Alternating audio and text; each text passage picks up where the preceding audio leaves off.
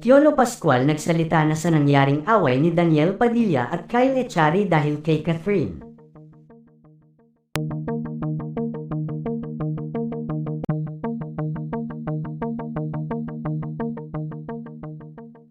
Usap-usapan ngayon sa social media ang nangyaring gusot sa pagitan ng kapamilya stars na sina Daniel Padilla at Kyle Echari sa after party ng naganap na ABS-CBN Ball 2025 noong Biyernes, April 4. Ang itinutulong dahilan ay dahil umano sa ex-girlfriend ni DJ na si outstanding Asian superstar at kapamilya star Catherine Bernardo.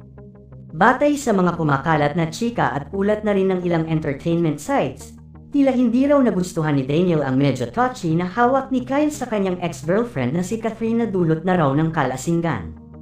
Magkasama raw sina Catherine at Kyle at iba pang mga artista gaya ni Dolly De Leon, Donnie Pangilinan at Bel Mariano sa after party.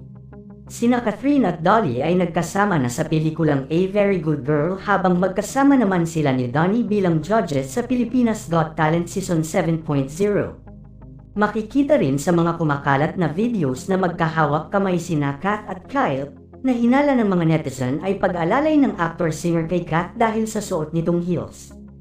Nangyari daw ang gulo ng magpang-abot daw sina Daniel at Kyle sa Skybar, ang lugar kung saan idinaos ang after party ng ABS-CBN Ball. Lumulutang pa ang bersyon na hindi raw natuloy ang sapakan dahil umawat sina JK Labajo para kay Kyle at Richard Gutierrez para kay Daniel. Sina JK at Kyle ay nagkasama sa seryeng Senior High na pinagbidahan ni Andrea Brillantes.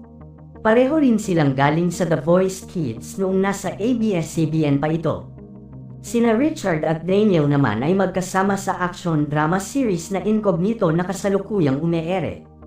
Nitong linggo, April 6 lamang lumutang ang tungkol sa isyong ito batay sa chika ng mga saksing hindi celebrity o nakakita lamang daw sa mga pangyayari. Makikita din sa isang kumakalat na video ang actual na pag-alis ng sabay-sabay ng grupo nila Catherine, Kyle, JK, Donnie, Bel at Piolo Pascual palabas ng nasabing bar. At ang tila naging pagtapik ni Piolo Pascual sa likuran ni Kyle at sabay na sabi naman ni Catherine ng tama na.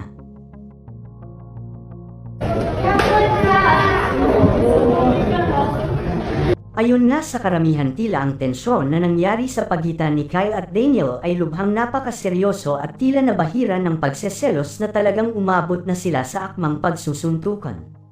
Na hindi nga akalain ng mga netizens na magaganap sa nasabing ABS-CBN Ball.